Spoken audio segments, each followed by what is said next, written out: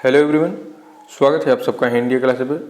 दोस्तों, आज की इस वीडियो में हम लोग मुगल वंश से संबंधित शाहजहां का इतिहास देखेंगे, जिनका शासनकाल सन 1628 ईस्वी से लेकर सन 1657 ईस्वी तक रहा है।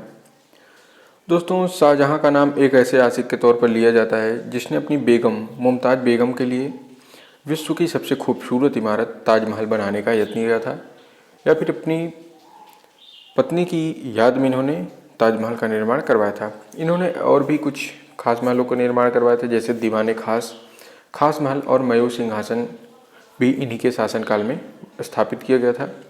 तो आइए हम शाहजहां से बनने वाले सभी महत्वपूर्ण प्रश्नों को डिस्कस करते हैं और प्रश्नों से संबंधित महत्वपूर्ण फैक्ट देखेंगे। तो चलिए हम वीडियो की शुरुआत करते हैं और सभी प्रश्नों को ध्यानपूर्वक देखते हैं। देखिए, यहाँ पर हमको पहला प्रश्न क्या दिया गया है।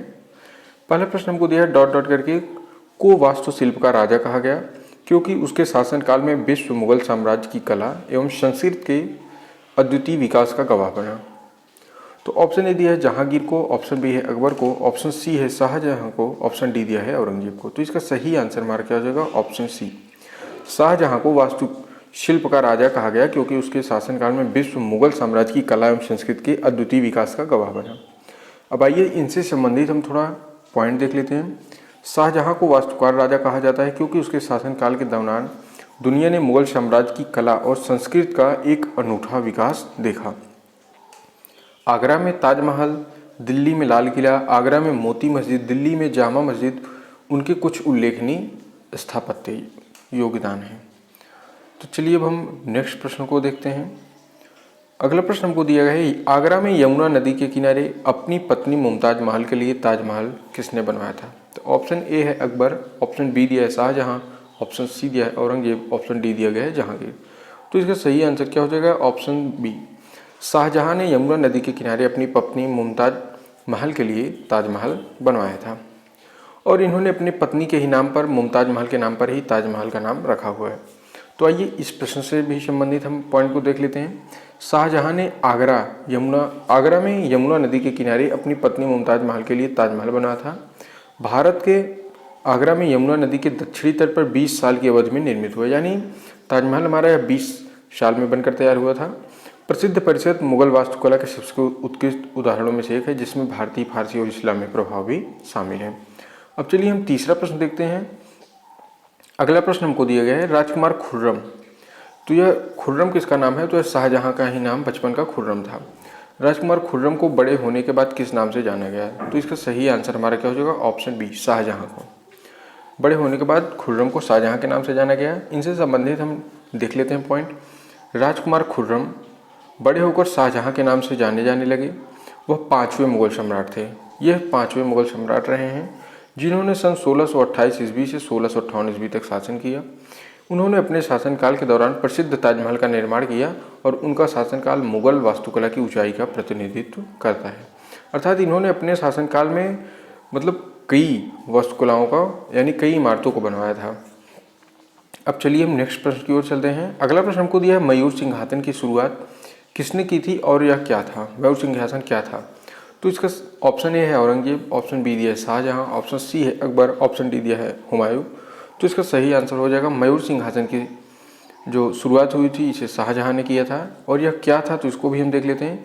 मयूर सिंहासन एक प्रसिद्ध गहना था जो भारत के मुगल सम्राटों की सीट थी। इसे 17वीं शताब्दी की शुरुआत में सम्राट शाहजहां द्वारा कमीशन किया गया था और यह दिल्ली के लाल किले में स्थित था। यानी जो हमारा मुगल मयूर सिंहासन था, यह दिल्ली के लाल किले में स्थित कराया गया था शाहजहां के द्वारा। इस पर मुगल सम्राट बैठते थे। अब हम नेक्स्ट प्रश्न देते हैं। दोस्तों, यह वीडियो आपको पसंद आ रही हो या फिर आपको नए प्रश्न कुछ सीखने को मिल रहे हैं, तो जिस भी भैया बहन ने अभी तक चैनल को सब्सक्राइब नहीं किया है, सभी भैया बहन चैनल को सब्सक्राइब जरूर कर दें ताकि हमारी प्रत्येक वीडियो इसी तरह आपको मिलती रहे। अब हम नेक्स्ट प्रश्न देखते हैं। निम्नलिखित में से किसे शाहजहां के द्वारा सुल्तान बुलंद इकबाल की उपाधि दी गई थी। ऑप्शन ए है सूजा, ऑप्शन बी है दारा, ऑप्शन सी है मुराद, ऑप्शन डी दिया गया है औरंगजेब।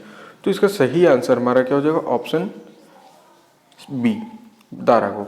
अब इनसे संबंधित देख लेते हैं। सितंबर 1642 ईस्वी में शाहजहां के द्वारा शाहजहां ने दारा सिकोह को अपना उत्तराधिकारी घोषित किया था और उसे सुल्तान बुलंद इकबाल की उपाधि दी थी। ठीक है, शाहजहां ने दारा सिकोह को सुल्तान बुलंद इकबाल की उपाधि दी थी।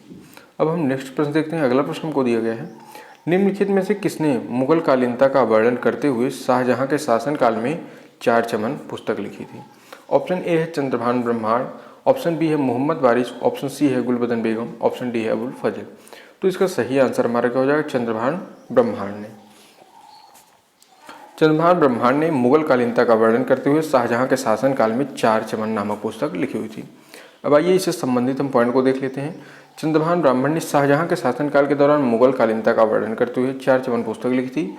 वह शाहजहां के दरबार में अत्यधिक मूल्यवान बनते थे और उन्हें उर्दू कविता का पहला संग्रह लिखने का श्रेय दिया जाता है।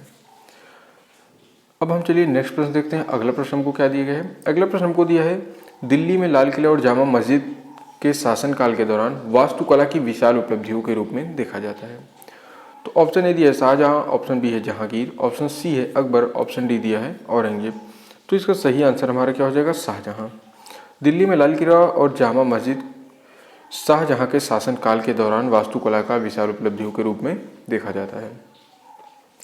दोस्तों आगे दिया है, लाल किला और जामा मस्जिद दोनों दिल्ली में सिविल इंजीनियर और कला दोनों की बड़ी उपलब्धियों के रूप में सामने आते हैं। जामा मस्जिद का निर्माण सन 1656 ईस्वी में हुआ था। जामा मस्जिद का निर्माण सन 1656 ईस्वी में शाहजहां ने करवाया था। अब हम चलते हैं नेक्स्ट प्रश्न की ओर। अगला प्रश्न हमको क्या दिया है? अगला प्रश्न हमको दिया गया है, शाहजहां के बचपन का नाम क्या था? तो ऑप्शन ए दिया है। इसका सही आंसर हमारा क्या हो जाएगा? शाहजहां के बचपन का नाम खुर्रम था। इसको आपको पहले ही बता दिया गया। अगला प्रश्न हमको दिया है, शाहजहां की पत्नी का क्या नाम था? तो इसका सही आंसर हो जाएगा, शाहजहां की पत्नी का नाम अर्जुमंद बानो बेगम था, जिसे मुमताज महल के नाम से भी जाना जाता था और इसी मुमताज महल के नाम पर भी ताजमहल का नाम पड़ा हुआ है। अगला प्रश्न दिया है, मयूर सिंहासन का निर्माण किस शासक ने करवाया था? तो इसका सही आंसर हमारा क्या हो जाएगा? शाहजहां ने करवाया था। देखते हैं नेक्स्ट प्रश्न। अगला प्रश्न हमको दिया गया है, शाहजहां के काल को कौन सा काल कहा जाता है? तो इसका सही आंसर है, शाहजहां का काल स्थापत्य कला का स्वर्णकाल कहा जाता है। दिया है हमको नेक्स्ट प्रश्न 5 नंबर, शाहजहां ने किस नगर की नींव डाली थी? तो इसका सही आंसर हो जाएगा, शाहजहानाबाद की नींव डाली थी।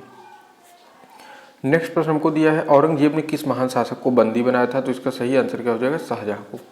औरंगजेब ने अपने पिता को ही यानी शाहजहां को ही बंदी बना लिया था। शाहजहां का पुत्र औरंगजेब था। अब चलते हैं हम नेक्स्ट प्रश्न की ओर। अगला प्रश्न हमको दिया है, औरंगजेब ने शाहजहां को बंदी बनाकर कहाँ पर रखा था? तो इसका सही आंसर क्या हो जाएगा हमारा? आगरा के लाल किले में। आगरा के किले में बंदी बनाकर रखा था, जिसमें इनकी मृत्यु भी हो गई थी।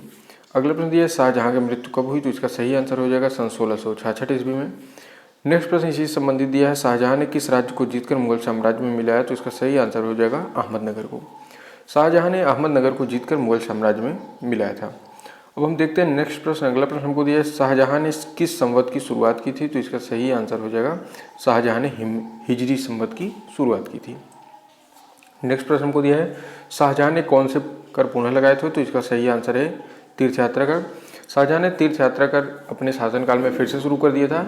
फिर से अपने बाद में गुरु के कहने पर इन्होंने बंद भी कर दिया था, खत्म कर दिया था। यानी 12 नंबर प्रश्न हमको दिया है, शाहजहां ने कौन कौन से प्रतिबंध लगाए?